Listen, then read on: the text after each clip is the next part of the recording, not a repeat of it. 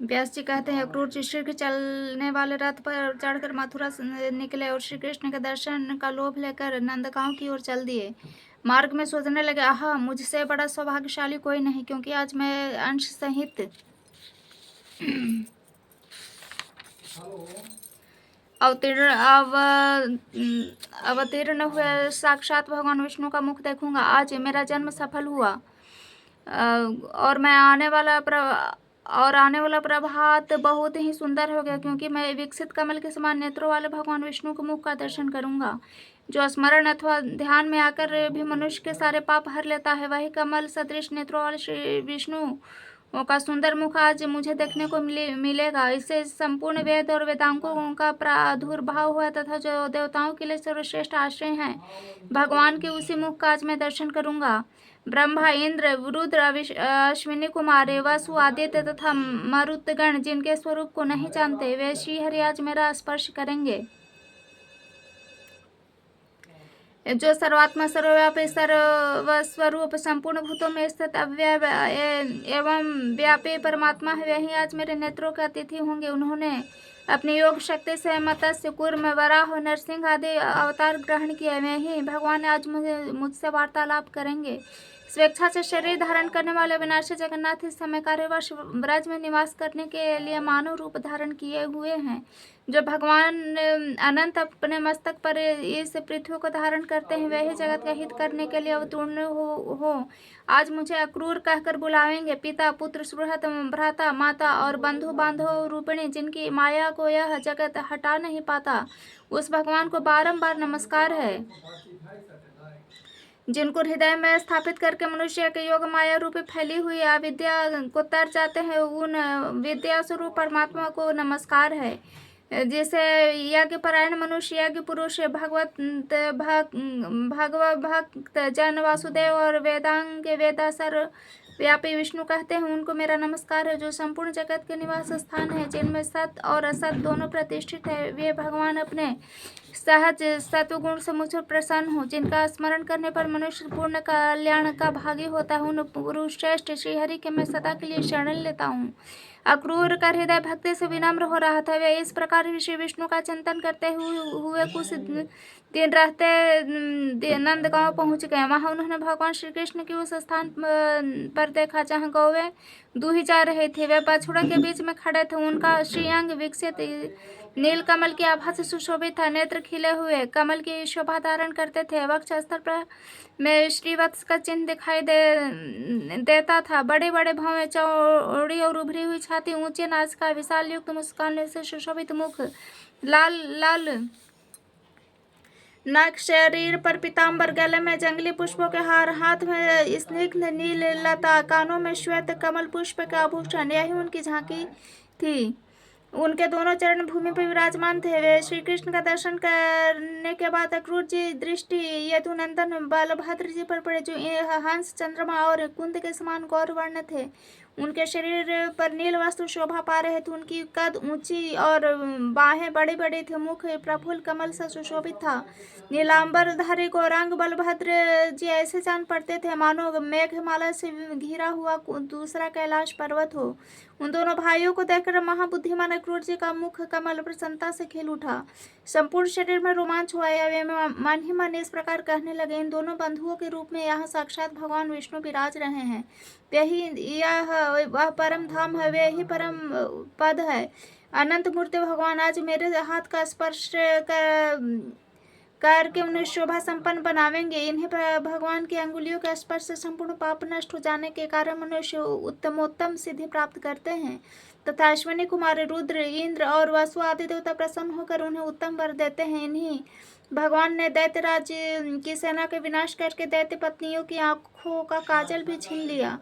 राजा बलि ने जिनके हाथ में संकल्प का जल छोड़ा, रसातल में रहते हुए मनोहर स्वर्गीय भोग प्राप्त लिए तथा देवराज इंद्र ने जिनकी आराधना करके मनवंतर के लिए देवलों का अखंड साम्राज्य प्राप्त किया, वे ही भगवान कंस के साथ रहने के कारण निर्दोष होते हुए उनके दोष के पात्र बने हुए अक्रूर का क्या आदर न करेंगे। जो साधु पुरुष के बहिष्कृत है उनके जन्म को धिक्कार है। भगवान श्री हरि ज्ञान स्वरूप है, परिपूर्ण सत्व के पुंज है, सब प्रकार के दोषों से रहित, अव्यक्त, समस्त प्राणियों के हृदय में विराजमान है। जगत में ऐसी कौन सी वस्तु है जो उन्हें ज्ञात न हो। अतः मैं भक्ति से विनीत होकर आदि मध्य और अंत से रहित अजन्मा पुरुषोत्तम भगवान विष्णु के अंशावतार तथा ईश्वरों के भी ईश्वर श्री कृष्ण की शरण में जाता हूँ। इस प्रकार विचार करते हुए भगवान श्री कृष्ण के पास गए और मैं यदुवंशीय क्रूर हूँ यो कहकर उनके चरण में पड़ गए। भगवान ने भी ध्वजा, वज्र और कमल आदि चिन्हों से सुशोभित अपने कर कमल द्वारा उनका स्पर्श किया, उन्हें खींचकर प्रेम पूर्वक गाढ़ आलिंगन किया। फिर बलराम श्री कृष्ण ने उनसे बातचीत की और उन्हें साथ ले अपने भवन में चले गए। परस्पर प्रणाम आदि के बाद अक्रूर ने दोनों भाइयों के साथ बैठकर भोजन किया। यथायोग उनसे सब बातें निवेदन की। दुरात्मा दानव कंस ने वसुदेव और देवकी को जिस प्रकार धमकाया, उग्रसेन के प्रति जैसा उनका बर्ताव था और जिस उद्देश्य से कंस ने उन्हें व्रज में भेजा था, वह सब विस्तार के साथ कह सुनाया। सुनकर भगवान श्री कृष्ण ने कहा, यह सब बातें मुझे ज्ञात है। इस विषय में जो उचित कर्तव्य है उसे मैं करूँगा।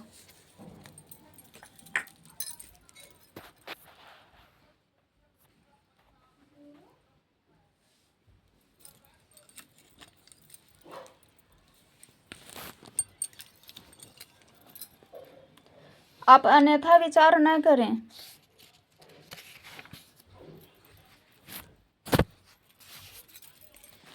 कंस को मारा गया ही समझे। मैं बलराम जी सहित कल आपके साथ मथुरा चलूंगा। बड़े बूढ़े गोप भी भेंट की बहुत ही सामग्री लेकर जाएंगे। वीर, आप किसी प्रकार की चिंता न करें, आराम से यहाँ रात बिताइए। आज से 3 रात के भीतर ही मैं अनुचरों सहित कंस को मार डालूंगा।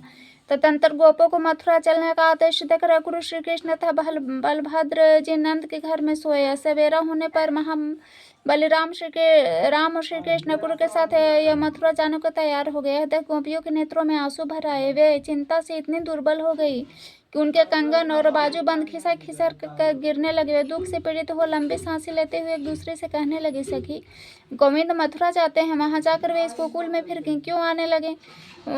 वहां तो अपने कानों द्वारा नगर की स्त्रियों के मधुर वार्तालाप का रस पान करेंगे। नगर की नारियों के विलासपूर्ण वचनों में जब इनका मन आसक्त हो जाएगा, तब फिर गांव की रहने वाली इन गंवार गोपियों की और उनका झुकाव कैसे हो सकेगा? हाय, श्री हरि संपूर्ण ब्रज के प्राण थे, इन्हें छीन कर दुरात्मा निर्दयी विधाता ने हम गोपियों पर निष्ठुर प्रहार किया है। नगर की युवतियां भाव भरी मुस्कान के साथ बात करती हैं, उनकी गति में लालित्य है, वे कटाक्षपूर्ण नेत्रों से देखती रहती हैं। अतः आप लोग के पास क्यों आने लगे? यह देखो, गोविंद रथ पर बैठकर मथुरा जाते हैं। क्रूर अक्रूर उन्हें चकमा दिया है क्या? इस निर्दयी को प्रेमी जनों की मानसिक वेदना का अनुभव नहीं है? जो यह हमारे नयनानंद गोविंद को अन्यत्र लिए जाता है। गोविंद भी आज अत्यंत निष्ठुर हो गए हैं। देखो ना, बलराम जी के साथ रथ पर बैठकर चले जा रहे हैं। अरे, इन्हें रोकने में शीघ्रता करो। ऐ, क्या कहती हो? गुरुजनों के सामने हमारा कुछ बोलना उचित नहीं है। अरे, हम तो यूं ही विरह की आग में जल रही हैं। अब ये गुरुजन हमारा क्या कर लेंगे? हाय, ये नंद बाबा आदि भी जाने को उद्धत है। कोई भी श्री कृष्ण को लौटाने का उद्योग नहीं करता। आज मथुरावासिनी युवतियों के नेत्र रूपी ब्रह्म श्री कृष्ण के मुख कमल का मकरंद पान करेंगे।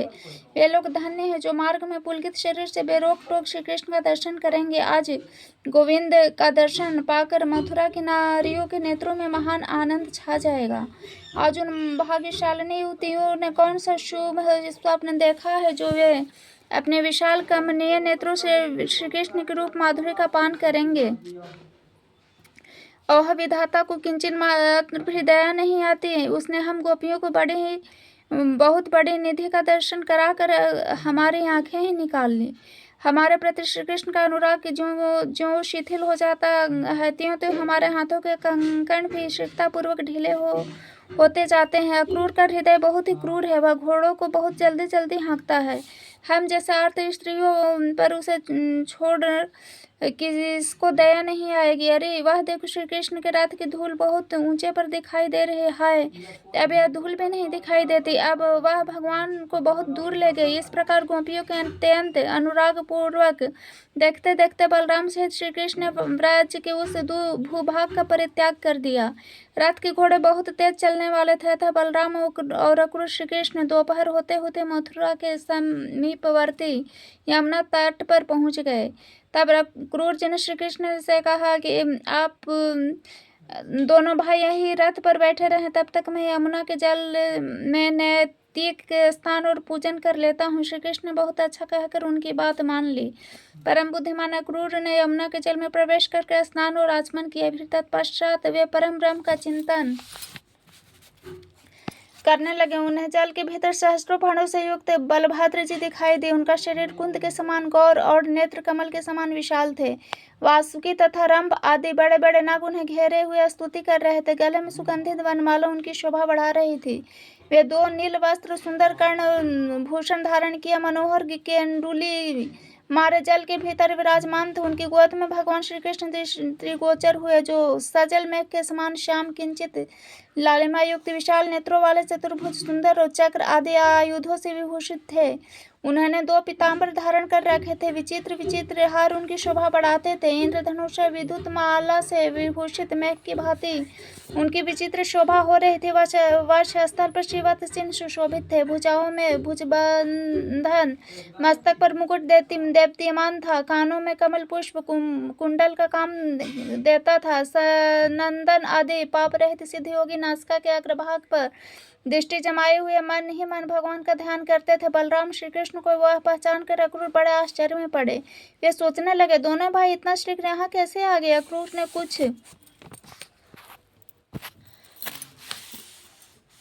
कुछ बोलना चाहा, किंतु श्री कृष्ण ने उनकी वाणी को स्तंभित कर दिया।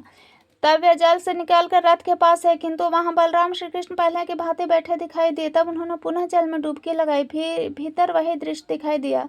गंधर्व मुनि सिद्ध तथा बड़े बड़े नाग श्री कृष्ण बलराम की स्तुति करते थे। अधिक कर दानपति अक्रूर के वास्तविक रहस्य का पता लग गया। वे पूर्ण विज्ञानमय भगवान अच्युत की स्तुति करने लगे, जिनका सत्ता मात्र स्वरूप है, महिमा अचिंत्य है। वे सर्वव्यापक हैं, जो कारण रूप एक किंतु कार्य रूप से अनेक है। उन परमात्मा को बारंबार नमस्कार है। अचिंत्य परमेश्वर आप शब्द के रूप में और हविन स्वरूप है, आपको नमस्कार है। प्रभु आप प्रकृति से परे विज्ञान स्वरूप हैं, आपको नमस्कार है।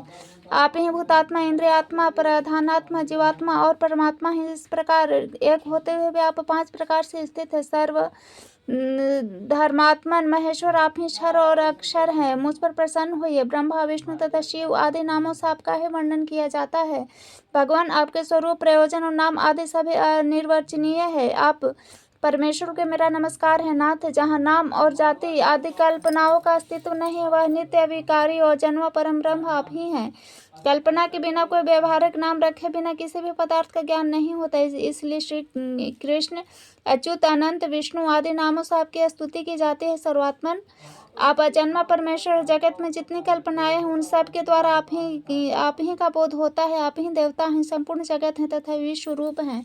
विश्वात्मन आप विकार और भेद से सर्वथा रहित हैं। संपूर्ण विश्व में आपके सिवा दूसरी कोई वस्तु नहीं है। आप ही ब्रह्मा, महादेव जी, सूर्य, धाता विधाता, इंद्र, वायु, अग्नि, वरुण, कुबेर, यम एकमात्र आप ही भिन्न भिन्न रूप धारण करके अपनी विभिन्न शक्तियों से जगत की रक्षा करते हैं। आप ही विश्व की सृष्टि करते हैं। आप ही प्रलयकालीन सूर्य होकर संपूर्ण जगत का संहार करते हैं। आज यह गुणमय पंच आप ही स्वरूप है। सत्य स्वरूप परमेश्वर का वाचक जो ओंकार रूप अक्षर हो, आपका उत्कृष्ट स्वरूप है। वही सत असत और ज्ञानात्मा है। आप के उस स्वरूप को मेरा प्रणाम। भगवान वासुदेव रूप में मैं आपको नमस्कार है। संकर्ष संज्ञा धारण करने वाले आपको नमस्कार है। प्रद्युम्न कहलाने वाले आपको नमस्कार है। अनिरुद्ध नाम से पुकारने वाले आपको नमस्कार है। इस प्रकार जल के भीतर यदुवंशी अक्रूर ने सर्वेश्वर श्री कृष्ण का स्तुति करके मानसिक पूजा और पुष्पों द्वारा उनका पूजन किया। अन्य विषयों का चिंतन छोड़कर मन को उनके ब्रह्मभूत परमात्मा में तथा दीर्घ काल तक ध्यान किया। तत्पश्चात समाधि से विरत हो अपने को कृतार्थ मानते हुए यमुना जल से निकल के वे पुनः रथ के समीप आए। आने पर उन्होंने बलराम और श्री कृष्ण को पूर्ववत बैठे देखा। अक्रूर जी के नेत्रों में विस्मय का आभास मिलता था। यह देखते श्री कृष्ण ने उनसे कहा, अक्रूर जी, आपने यमुना के जल में कौन सी आश्चर्य की बात देखी जो आपके नेत्र आश्चर्यचकित दिखाई देते हैं? अक्रूर जी बोले, अच्युत, जल के भीतर मैंने जो आश्चर्य देखा उसे यही अपने सामने मूर्तिमान बैठा देखता हूँ।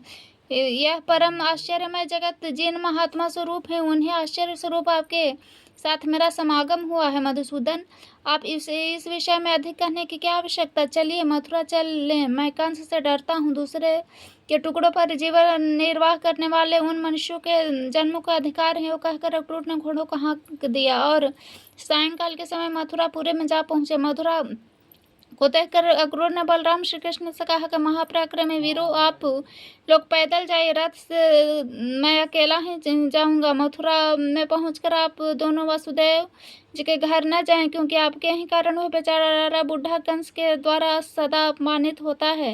यो कहकर अक्रूर मथुरापुरी में चले और राम और श्री कृष्ण भी पुरी में पहुंचकर राजमार्ग पर आ गए। उस समय नगर के सभी स्त्री पुरुष आनंदपूर्ण नेत्रों से उन्हें निहारते थे। वे दोनों वीर तरुण हाथियों के भांति लीला पूर्वक चल रहे थे। घूमते घूमते उन दोनों भाइयों ने कहा, कपड़ा रंगने वाले एक राजक को देखा, उससे अपने शरीर के अनुरूप सुंदर वस्त्र मांगे। वह राजा कंस का रचक था। राजा की कृपा पाकर उसका अहंकार बहुत बढ़ गया था। उसने बलराम और श्री कृष्ण के प्रति बलात्कार करने की अपेक्षा युक्त कटु वचन कहे। उस दुरात्मा रचक का बर्ताव देखकर श्री कृष्ण कुपित हो उठे। उन्होंने थप्पड़ से मारकर उस रचक का मस्तक पृथ्वी पर गिरा दिया। उसे मारकर राम और कृष्ण ने उनके सारे वस्त्र छीन लिए और अपनी रुचि के अनुसार पीले और नीले वस्त्र धारण करके वे बड़ी प्रसन्नता के साथ माली के घर गए। उन्हें देखते ही माली के नेत्र आनंद से खिल उठे। अत्यंत विस्मित होकर मन ही मन सोचने लगे,